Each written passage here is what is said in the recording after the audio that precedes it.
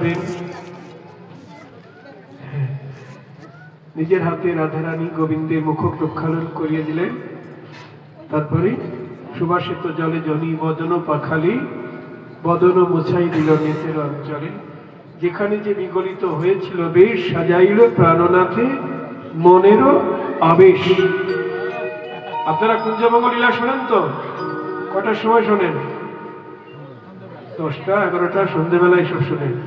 কিন্তু কুঞ্জভঙ্গ হলো রাত্রি 3:30 থেকে আরম্ভ।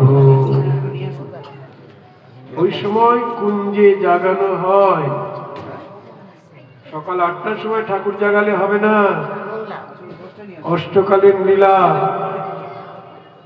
নিশান্তকালে কুঞ্জে জাগরণ হবে।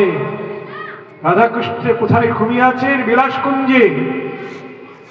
ওটা নন্দালয়েও নয়, বর্ষানাতেও নয়, যাবটেও নয়। বিলাস কুঞ্জটা কোথায়?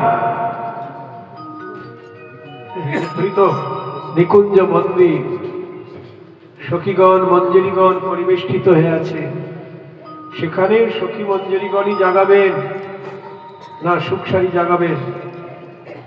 যাই হোক, রাধারানী জাগালেন পদসেবা করি। এবার সাজাতে গিয়ে দেখছেন গোবিন্দের মাথার ময়ূর পাখাটা বিমর্দিত হয়ে গেছে, গলার বৈজন্তী মালাটা বিমলিন হয়ে গেছে। হ্যাঁ, যদি একটু নূতন হতো তাহলে ভালো মানাতো। মনে মনে ভাবছেন নূতন হলে ভালো মানাতো।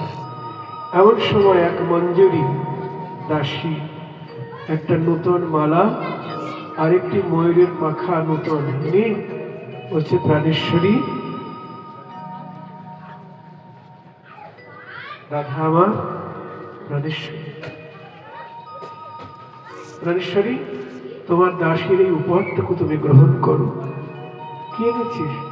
এই নূতন মালাটি আর নূতন ময়ূরের পাখা। কি আনন্দ! তুই আমার মন জেনে সেবা করেছিস। দে দে দে। পুরনো মালা খুলে নূতন মালা পরিয়ে দিলেন, পুরনো পুচ্ছ খুলে নূতন পুচ্ছ পরিয়ে দিলেন মাথা। এবার দাসীকে বলছে, তুই যেভাবে আমার মন জেনে সেবা করেছিস, তোকে তো পুরস্কার দেওয়া দরকার না? এর উপযুক্ত পুরস্কার এখানে তো আমার কাছে নেই রে। কি পুরস্কার দেব?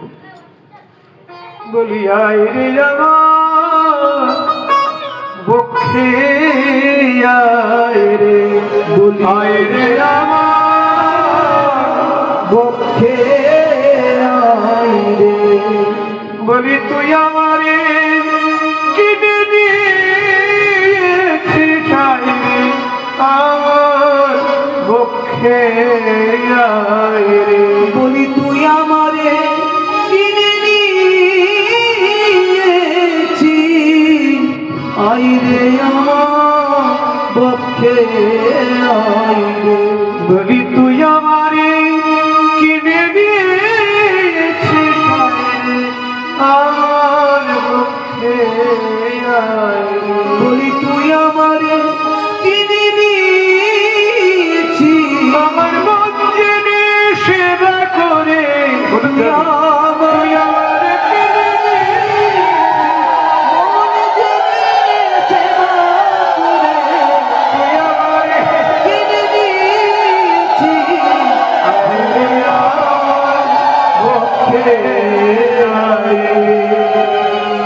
অমনি দাসীকে আপন বক্ষ মাঝে জড়িয়ে ধরলেন। বলুন, এমন পুরস্কার কয়জন পাইব?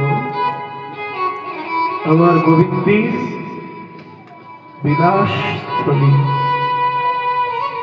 রাধারানীর বক্ষ, সেখানে রাধারানী দাসীকে জায়গা দিলেন। মঞ্জেনের সেবা করেছে। আমাদেরও রাধারানীর মনের সঙ্গে মনটাকে জুড়ে দিতে হবে। এই মন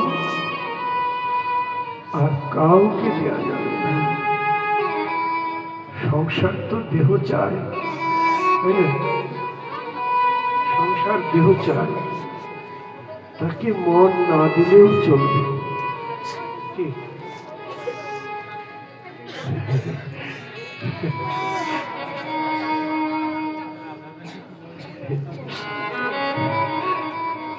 সংসার দেহ চায়, কিন্তু গোবিন্দ বলছেন দেহ দিতে হবে আমাকে, যদি না দিতে পারো অন্ত মনটা আমাকে দাও। দেহ দিতে হবে, কিন্তু আপনি যদি বলেন যে আমার মনটা সংসারে তোমাদের সবাইকে দিলাম, আমার দেহটা আমি রাধা মাধবকে দিলাম, গোবিন্দের সেবায় লাগাবো, মন দিলে হয়? দেহ দিয়ে খাটো। হ্যাঁ, তাহলে আমাদের রূপ সনাতনকে মহাপ্রভু বলেছিলেন রাজকার্য করো, মনটা রাজকার্য দিও না। যেমন পরপুরুষে আসক্ত রমণী সংসারে থাকে, স্বামী সেবাও করে, ছেলেমেয়ের যত্ন করে, কিন্তু মন তার থাকে পরপুরুষের প্রতি, তেমনি তোমরা সংসারে থাকবে, সবার দাসত্ব করবে, যার প্রতি যার যতটা ডিউটি করা দরকার, কিন্তু মন কাউকে দেবে না। মন যেন থাকে রাধা রানীর প্রতি, মন যেন থাকে রাধা রানীর প্রতি, এমন অন্য কাউকে দিও না গো। মন যেন থাকে রাধা রানীর প্রতি, এমন অন্য কাউকে দিও না গো। বলি রাধা আমার প্রাণেশ্বরী, এমন অন্য কাউকে দিও না গো। মন যেন থাকে রাধা রানীর প্রতি। দেখো রাধা দাসী এমন নির্মল প্রেম, সখীগণ তো কৃষ্ণের সঙ্গে, যদিও সখী, এখানে মহাপ্রভু রামানন্দকে একটি বিষয় জিজ্ঞাসা করেছেন, আচ্ছা